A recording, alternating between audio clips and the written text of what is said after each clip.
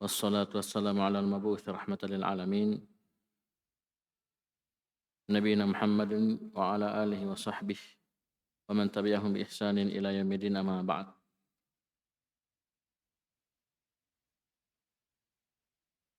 Baik, kita masih di mukadimah yang kedua di kitab Thalathatul Usul karya Syekh Muhammad Ibn Abdul Wahhab rahimahullah. Dan ini merupakan dasar dan pondasi dari agama kita, yaitu annallaha la yarda ay yushraka ma'ahu ahadun fi ibadatihi, la malakun muqarrabun wala nabiyyun mursalun. Allah Subhanahu wa taala tidaklah ridha sedikit pun untuk dipersekutukan, dipersyarikatkan, ya, seorang pun siapapun dia bersama Allah Subhanahu wa taala fi ibadati, dalam ibadah kepadanya.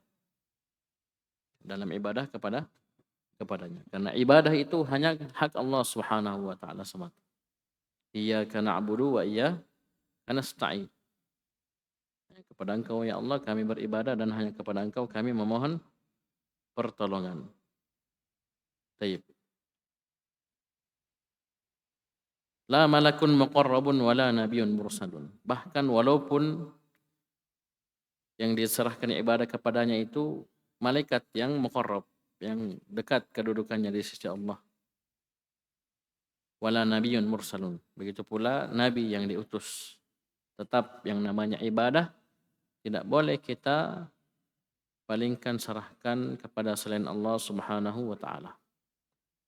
Dan telah lewat di Al-Qawaidul Arba' di muqaddimah juga bahwasanya Syekh sudah ingatkan kita ibadah itu tidak akan dikatakan ibadah yang benar diterima di sisi Allah kecuali dengan tauhid. Sebagaimana salat tidak akan diterima, tidak akan sah kecuali dibarengi dengan taharah. Bayangkan. Kita ngerti betul, paham betul kalau orang salat ya buang angin batal salatnya. Iya. Karena taharah syarat sah salat. Dia sudah wudu, buang angin, batal taharahnya, rusak taharahnya. Dia harus wudu ulang. Atau dia buang air kecil atau besar, batal taharahnya. Dia harus wudu ulang. Begitu pula ibadah. Ibadah kalau dicampuri dengan kesyirikan, maka ibadah tersebut sama juga. Jadi rusak. Jadi rusak, hancur. Ini kalau syiriknya syirik kecil. Kalau syiriknya syirik akbar, semua dihancurkan. Oleh karena itu, ayat yang kita baca kemarin itu maknanya umum. Taib. La yahbatanna amaluk. Taib. Jadi, jika kamu melakukan kesyirikan, khitab kepada Nabi SAW, jika kamu melakukan kesyirikan, la yahbatanna amaluk. Ada lam taukid, ada nun taukid. Ya, betul-betul akan hancur amaluka. Seluruh amalanmu. Kenapa kita bilang seluruh? Karena dia mufrad mudhaf. Dia mufrad memang satu tapi disandarkan, diidhafahkan. Jadinya maknanya umum.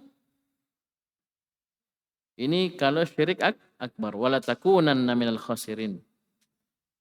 Lamnya jangan dibaca panjang ya. La takunanna tapi pendek. Wala takunanna karena lam taukid.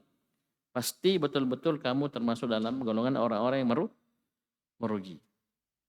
Sama di surah Al-An'am, walau asyraku lahabita anhum ma kanu ya'malun. Seandainya mereka melakukan kesyirikan, menyerahkan ibadahnya kepada selain Allah Subhanahu wa taala, maka akan hancur, rusak dari mereka ma. Ini min al-lafadhil umum. Dari lafaz-lafaz umum. Baik, nanti antum belajar al-usul min ilmi al-usul dapat ini ya. Ya.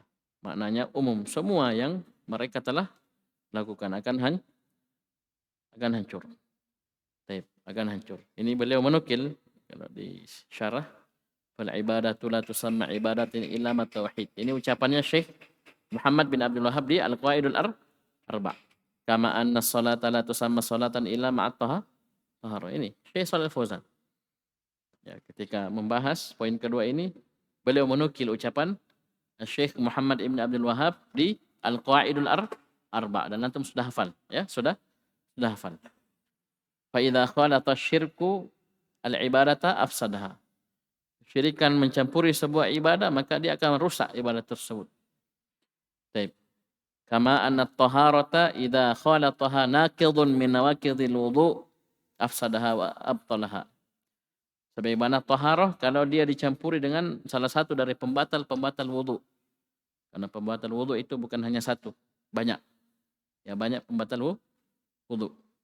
Maka dia akan rusak, taharahnya akan rusak, jadi batal. Jadi batal sebagaimana tadi kita sudah wudu, kemudian kita buang angin, buang air besar atau kecil, maka batal wudunya, harus diulangi. Dan di sini wa'budullaha wa la tusyriku bihi syai'an. Beribadahlah kalian kepada Allah Subhanahu wa taala wa la tusyriku bihi syai'an. Syai'an si nakirah dalam susunan larangan. Dan jangan kalian mempersekutukan Allah dengan sesuatu apapun. Siapapun dia. Ya, siapapun dia dalam bentuk ibadah apapun, jangan kalian sekutukan Allah Subhanahu wa taala dengan yang lainnya. Baik. Kemudian di surah Al-Bayyinah wa ma umiru illa liya'budullaha mukhlishina lahud-din hunafa. Jadi bukan hanya sekedar liya'budullah tapi mukhlisin, harus betul-betul memurnikan ibadah tersebut. Lahud-din, agama ini ibadah, amalan seluruhnya kita murnikan, peruntukkan lahu hanya untuk Allah Subhanahu wa taala. Hunafa. Ini hunafa itu hanif, jamak dari hanif, sudah kita lewati di Al-Qawaidul Arba', itu al-muqbilu 'ala Allah, al-mu'rid 'amma siwa. Orang yang betul-betul menghadap hanya kepada Allah, dia serahkan ibadahnya, seluruh ibadahnya hanya kepada Allah dan berpaling dari seluruh yang disembah selain Allah Subhanahu wa taala. Ini namanya hunafa. Namanya hunafa. Baik. Dan perhatikan di sini, ini tauhid sudah singgung. Jadi tauhid itu tidak akan terwujud kecuali dengan menggabung dua perkara. Dan ini kita ambil dari kalimatut tauhid. La ilaha illallah. Tidak ada yang berhak disembah kecuali hanya Allah.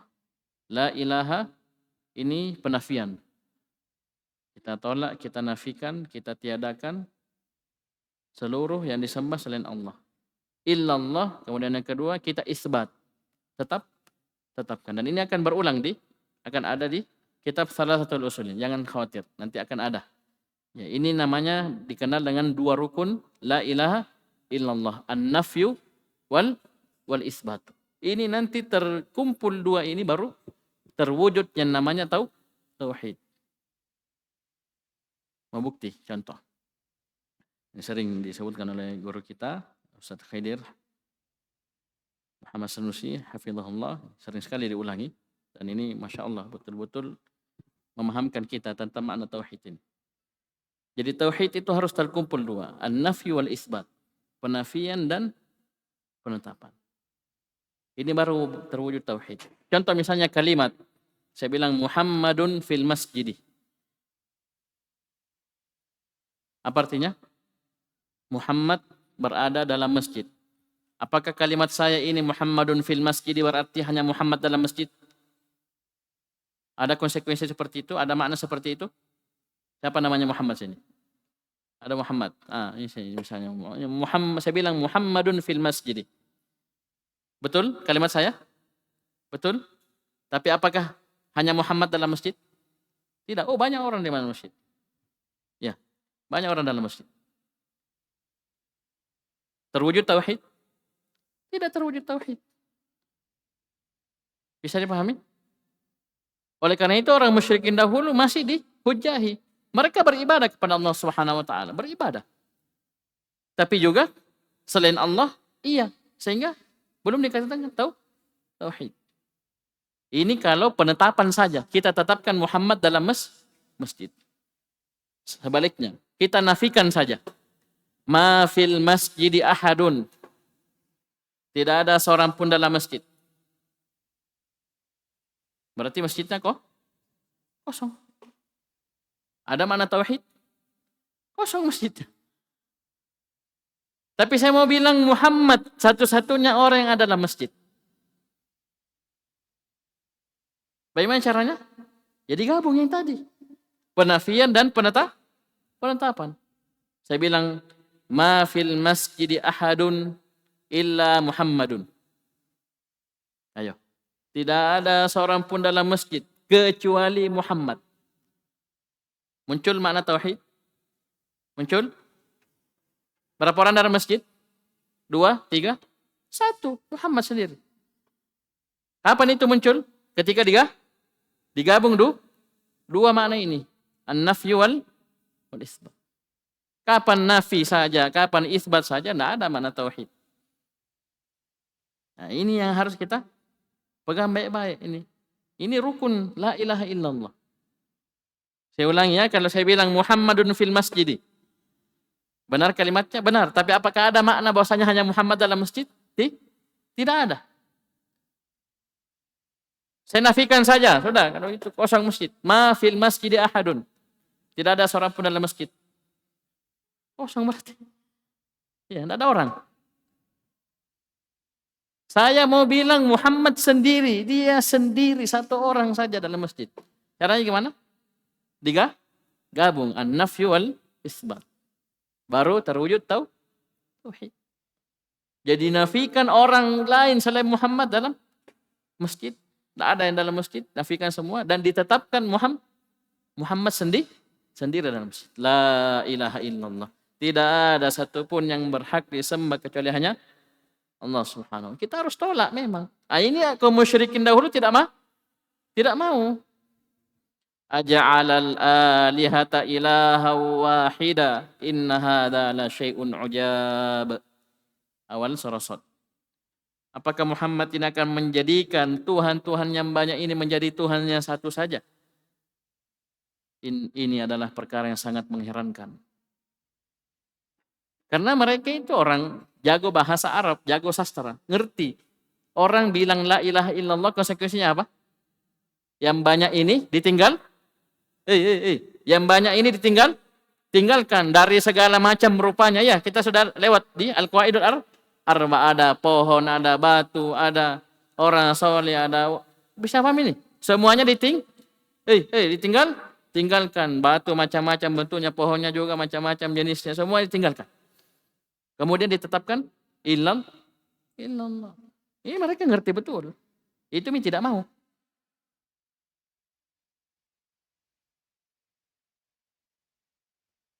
Bahkan disebutkan di surah As-Saffat, A'inna latariku alihatina li syairin majnun. Apakah kami akan meninggalkan?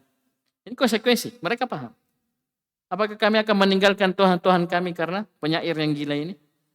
Nabi yang dahulu dikenal Al-Amin, yang terpercaya, yang jujur, ya luar biasa bijaksananya. Pas mendakwakan la ilaha illallah tauhid, dibilangi penyair gila. Coba. Ini Allah abadikan dalam Al-Quran pelajaran bagi kita bahwasanya jangan heran kalau kita mendakwakan tauhid seperti ini, banyak komen-komen yang negatif. Ya, dan seorang dai, seorang santri jangan baper. Ya, itu biasa. Dari dulu, bukan hanya kita yang dibilangi. Bahkan Nabi SAW saja, Nabi yang paling mulia, manusia yang paling mulia itu juga dibilang-bilangi. Dikata-katai. Iya. Jadi kita harus sabar, tegar menghadapi komen-komen seperti itu. Dibilangi beginilah, dibilangi. Ya selama kita berada di atas kebenaran, di atas tauhid, di atas sunnah, masalah. Walaupun tetap dalam dakwah itu harus perhatikan kondisi dan keadaan yang kita dakwahi. Bagaimana, apa dahulu kita sampaikan, begini tahapan. Nah itu tetap kita perhatikan. Bisa dipaham ya? Jadi ini poin kedua ini luar biasa. Jadi dari poin pertama beliau ingatkan kita diutus para rasul. Khusus untuk kita diutus Nabi Muhammad SAW. Kewajiban kita taat. Bagi orang yang sudah mentaati Rasul SAW itu wajib baginya untuk melaksanakan yang kedua ini. Poin yang kedua. Yaitu apa? Dia wajib mentauhidkan Allah Subhanahu wa Ta'ala. Karena Allah tidak ridha sedikit pun untuk dipersekutukan dengan siapapun dalam ibadah. Bahkan malaikat yang terdekat posisinya dan nabi yang diutus. Apalagi selain mereka berdua. Ya, lebih-lebih lagi. Bisa dipahami nih? Ya kan sudah dipelajari dalam Al-Qaeda Arba, ada matahari, ada bulan. Ya, disembah selain Allah ya. Matahari, bulan. Ya, jami matahari, bulan. Nabi yang diutus saja, Rasul yang diutus, manusia yang paling mulia. Malaikat yang paling mulia misalnya Jibril, itu tetap tidak layak untuk diibadahi. Oleh karena itu la ilaha kita tolak semua. Tidak ada satupun yang berhak, siapapun dia. Tidak ada satupun yang berhak untuk disembah, diibadahi, diserahkan kepadanya ibadah, dijadikan Tuhan, orang ruku sujud kepadanya, tidak ada satupun. Illallah, kecuali hanya Allah. Ini baru muncul makna tauhid. Itu la ilaha illallah disebut apa? Kalimatul tauhid, kalimatul ikhlas. Nah, caranya apa? Dengan menggabung dua makna ini. Jadi antum itu kalau dapat perintah ibadah, antum sudah paham. Ibadah apa yang Allah inginkan? Itu ibadah yang murni. Ibadah yang hanya kepadanya, tidak kepada selainnya. Itu harus melengket itu. Harus ada terus. Bisa dipahami? Jadi penafian dan penetapan salah tergabung. Kita dalam bertauhid harus tetapkan hanya untuk Allah dan tolak selainnya. Jangan tahu beribadah saja, yang penting Ustaz ibadah. Kan kewajiban kita ibadah Ustaz. Iya ibadah, tapi bukan ibadah sembarangan. Tapi ibadah yang murni. Karena sebagian kaum muslim mereka sudah beribadah kepada Allah Subhanahu wa taala. Giliran ya mereka mau keturunan. Ya, sudah lama menikah tidak punya anak. Udah datang kepada selain Allah, minta berdoa kepada pohon, kepada bebatuan, kepada kuburan misalnya, pergi berdoa. Nah, berdoa ibadah, tidak boleh. Bisa dipahami? Bisa dipahami ya? Tidak boleh kita palingkan doa ini kepada selain Allah. Karena doa adalah ibadah. Nanti akan dirinci juga di kitab Thalathatul Usulin. Bisa dipahami? Jadi ini poin yang kedua. Jadi harus betul-betul kita tanamkan baik-baik. Dan ini adalah inti dari dakwah para nabi dan rasul. Disebutkan sini, walaqad ba'atsna fi kulli ummatin rasulan an i'budullaha wajtanibut tagut. Sungguh kami telah mengutus kepada setiap umat seorang rasul. Apa dakwahnya, apa seruannya? Ini semua setiap umat ya. Ya, jadi bukan hanya kita.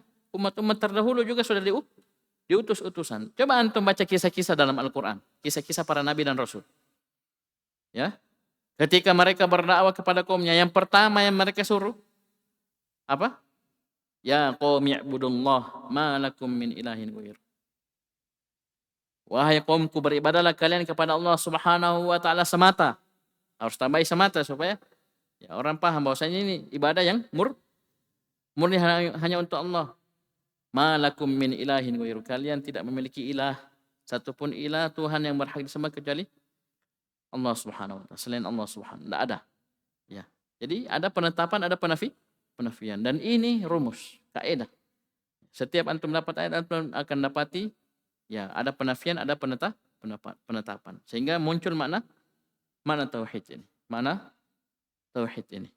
Nah, nanti setelah ini baru di perkara yang ketiga baru beliau menyebutkan keharusan dan konsekuensi dari dua perkara yang pertama beliau sebutkan. Ketika seorang sudah mentaati Rasul, yang kedua dia sudah mentauhidkan Allah Subhanahu wa taala, maka tidak boleh baginya untuk mualah, untuk loyal, cinta kepada orang-orang yang menentang Allah Subhanahu wa taala dan Rasulnya. Nanti ini ya, nanti kita lanjutkan. Intinya antum pahami ini, poin pertama dan poin kedua dari mukadimah yang kedua ini merupakan perwujudan dari dua kalimat syahadat. Asyhadu an la ilaha illallah. Poin kedua, annallaha la yarda ayyushraka ma'ahu ahadun fi ibadati. La malakun muqarrabun wa la nabiyyun mursalun. Wa asyhadu anna Muhammadar Rasulullah. Poin pertama, annallaha khalaqana wa razaqana wa lam yatrukna hamalan bal arsala ilaina rasulan faman ata'ahu dakhalal jannah wa man asahu dakhalan nar. Ini harus kita pahami. Jadi ini dasar pondasi agama ini.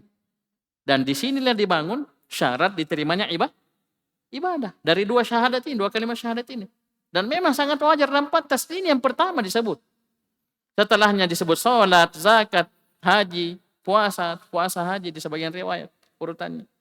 Tapi tidak ada yang berselisih di urutan yang ini. Semua riwayat menyebutkan rukun Islam yang pertama adalah 2 kalimat syahadat. Itu kode. Orang sekarang benar-benar kode keras. Ya. Bahwasanya setiap ibadah itu harus dibangun di atas dasar ini. Harus asyhadu an la ilaha illallah, harus ikhlas, kita serahkan hanya kepada Allah dan karena Allah. Yang kedua, wa asyhadu anna Muhammadar Rasulullah, harus sesuai dengan tuntunan Nabi SAW. Jadi taat kepada Nabi itu bukan hanya taat perintahnya, tapi kita juga beribadah kepada Allah sesuai dengan tuntunan. Nah, itu yang kita sudah sebutkan 4 perkara kemarin ya. Yang merupakan keharusan, konsekuensi dari syahadat kita wa asyhadu anna Muhammadar Rasulullah. Ya, kita untuk ta'atu fi ma'amar, taati perintah Nabi. Yang kedua, tasdiquh fi ma'akhbar, membenarkan apa yang beliau beritakan. Yang ketiga, wajtinabu ma naha anhu wa zajar, kita jauhi perkara yang beliau larang. Yang keempat, wa alla yu'badallahu illa bima syara', kita beribadah kepada Allah Subhanahu wa taala sesuai dengan syariat dan tuntunan Nabi sallallahu alaihi wasallam. Ini dasar agama. Ya. Dan banyak kaum muslimin itu belum sampai sini ilmu dan pengetahuannya. Jadi penting bagi kita untuk memahamkan kepada mereka. Mereka sudah ngerti, hafal dari kecil rukun Islam ada 5. Yang pertama, mengucapkan 2 kalimat syahadat. Mereka dengar tiap hari dilantunkan dalam lantunan azan. Asyhadu an la ilaha illallah, asyhadu anna Muhammadar Rasulullah. Qomat juga seperti itu. Ya, di setiap tasyahud mereka baca ya, tasyahud ya. Ya, mereka baca 2 kalimat syahadat tersebut. Tapi banyak yang belum paham. Ya, banyak yang belum mengerti. Oleh karena itu, mereka sholat, mereka dengar ya adzan, mereka dengar iqamah, mereka ucapkan dalam tasyahudnya, tapi ya kesehariannya itu bertentangan, bertolak belakang dengan 2 kalimat syahadat itu sendiri. Ya. Bisa dipahami? Hatinya masih bergantung kepada selain Allah, ya, seperti batu-batuan, kolahu-kolahu, ada kerisnya mungkin juga. Ya, ada penjaga rumahnya, ada buik-buiknya dan seterusnya. Ini contoh kecil. Ini sudah bertentangan dengan syahadat pertamanya. Wa asyhadu an la ilaha illallah. Bisa dipahami? Yang kedua, wa asyhadu anna Muhammadar Rasulullah, kita lihat. Ya. Kehidupan sehari-hari jauh dari sunnah Rasulullah SAW. Tata cara ibadahnya, paham? Bisa dipahami? Ya, tingkah lakunya, muamalahnya ini jauh dari tuntunan dari Nabi SAW. Maka penting bagi kita untuk memahamkan 2 perkara ini. Nah, nanti baru 2 ini bagus, baru bergeser ke yang ketiga. Karena nanti susah itu paham yang ketiga ini. As-salisa. Ya, anna man ata'a ar-rasul wa hadallah la yajuzu lahu muwalatu man hadallah rasul. Susah paham. Kalau 2 ini belum mantap. Kenapa kamu suruh begini? Kita harus benci kepada orang kafir, ya orang yang menentang Allah dan Rasul. Ini susah paham sampai dia dipahamkan dengan 2 yang pertama tadi. Ya, bisa dipahami ya? Nah, nanti baru bergeser. Bahwasanya ketika seorang sudah taat kepada Rasul, telah mentauhidkan Allah Subhanahu wa taala, maka ada konsekuensi di baliknya. Tidak boleh bagi dia untuk loyal, cinta kepada orang-orang yang menentang Allah dan Rasulnya. Bisa dipahami? Jadi nanti insya Allah pertemuan selanjutnya baru kita bergeser ke poin yang ketiga. Dari 3 perkara yang wajib dipelajari dan diamalkan oleh setiap muslim dan muslimah. Sekian. Subhanakallahumma hamdik. Asyhadu an la ilaha illa anta. Astaghfiruka wa atubu ilaik.